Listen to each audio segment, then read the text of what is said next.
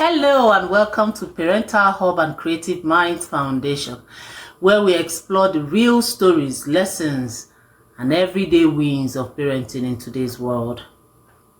I am Njideke Odogo, and each episode I sit down with parents who share practical advice and the challenges they have faced and what truly has worked for them in raising children who are grounded and confident.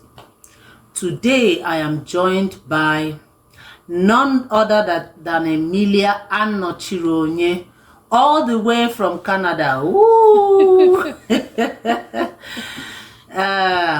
Emilia is an IT professional, a mother of two. She's happily married. She has two beautiful, wonderful children. And she's going to be talking to us about how she was able to navigate life's journey in raising her kids. So, welcome, Emilia. Let's start from the beginning. I mean, every parent's story is unique. Now, what was it for you? Can you just tell us about your parenting journey? How did it all begin for you? Okay.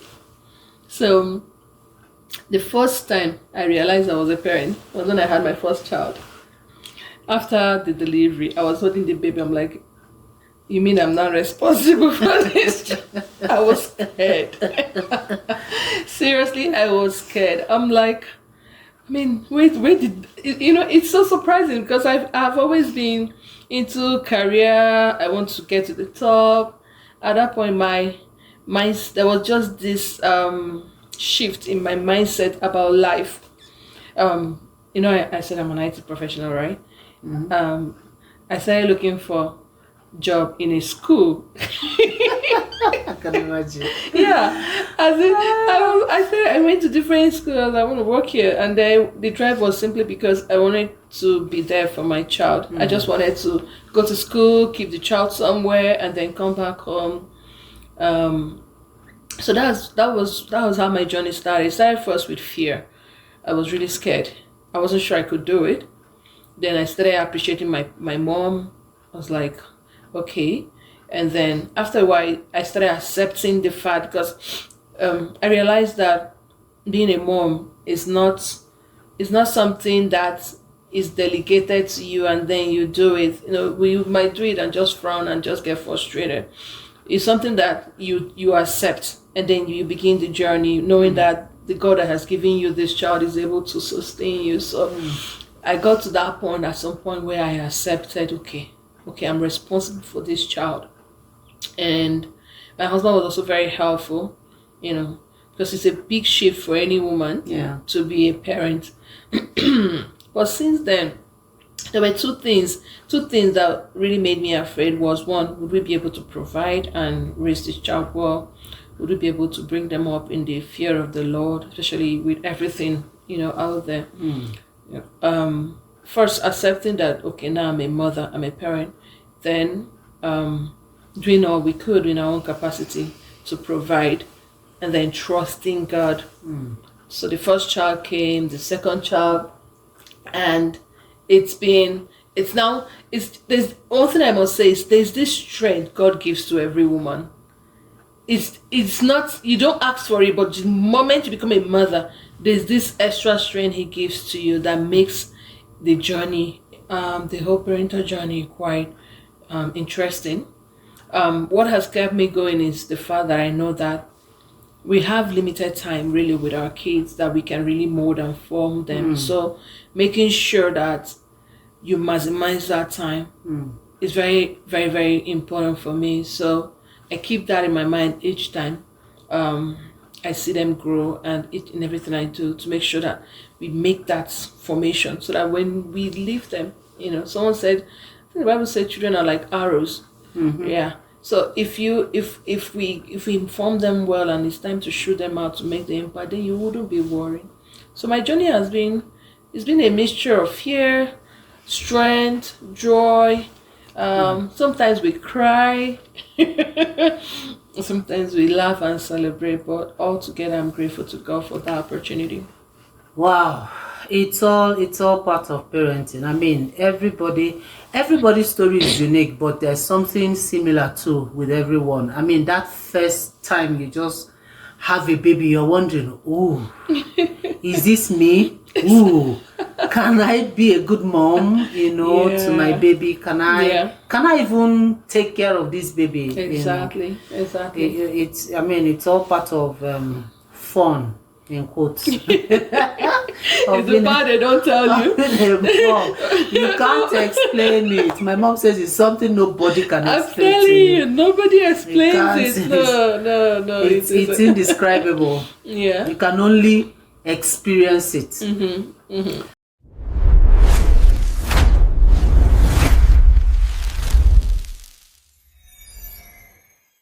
What were your biggest fears, or expectations when you became a parent? Did you have any expectations of yourself? Did you have any fear, like I said, of I'm eventually a parent? How were you able to overcome it?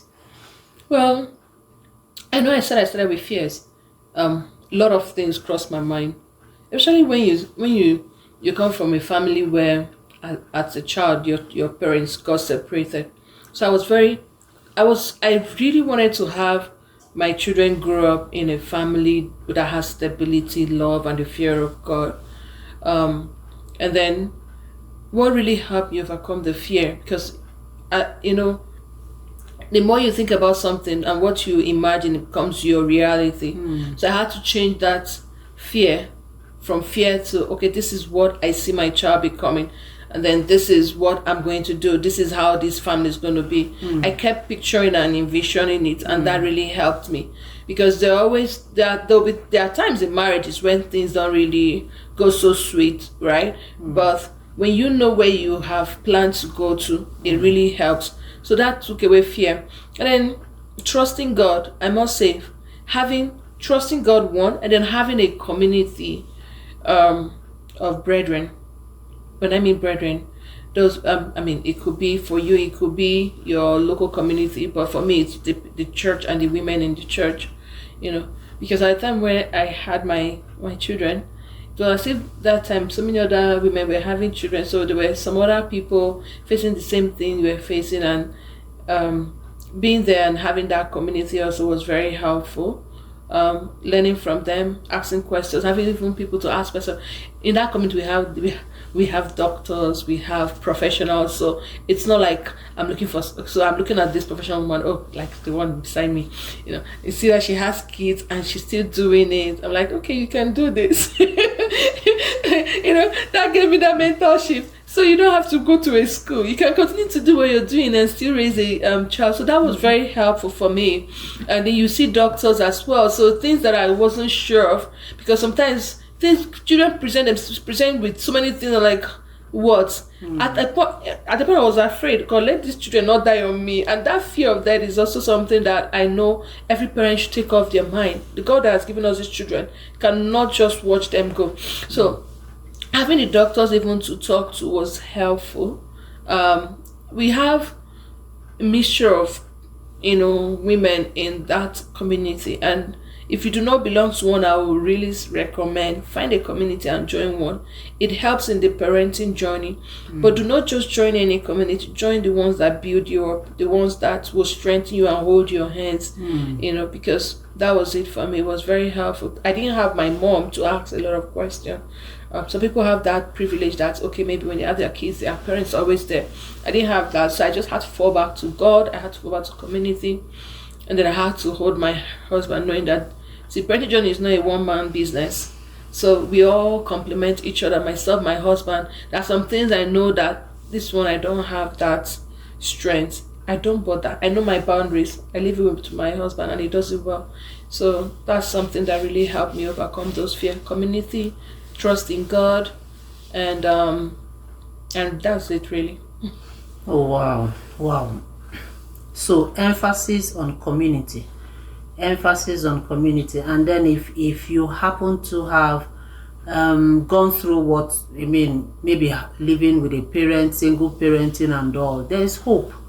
there's hope for you. You can still make it. You don't have to go through what your parents went through. It's just to take learnings and then determine that yours will be different, just like ours is different. So let's try and no home is built. I mean, no parenting, it happens on its own. We need our community to raise our children effectively.